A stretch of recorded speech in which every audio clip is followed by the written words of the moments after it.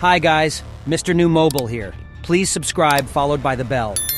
Galaxy Z Flip 5 cover display gets optimized Google apps. The larger 3.4-inch cover display will be one of the biggest improvements that the Galaxy Z Flip 5 will introduce when it's launched on July 27th. Despite its unique folder-like shape, the cover display will be much more usable than any of the existing Galaxy Z Flip models. It's not just Samsung apps that have been adapted for the new flip phone's cover display. We hear that some of Google's apps have also been optimized.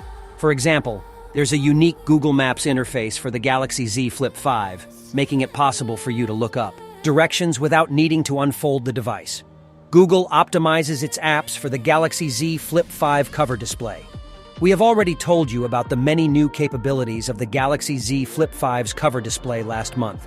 Samsung Keyboard has been adapted for it, which means that you'll be able to type text messages and use voice-to-text when the device is folded. You'll also be able to accomplish many other things, such as browsing the web and checking your calendar. Expect most, if not all, of Samsung's apps to be optimized for the cover display. That's just half the fun, though. We hear that Samsung has also collaborated with Google to optimize the latter's apps for its upcoming foldable phone. These includes the likes of Google Maps, Messages, and YouTube.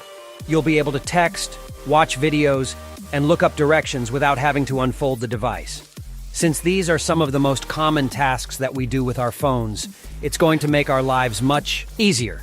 It's not surprising that Google has made its apps ready for the Galaxy Z Flip 5 cover display. The company has closely collaborated with Samsung to optimize the Android OS and apps for the Galaxy foldable phones ever since the first one came out.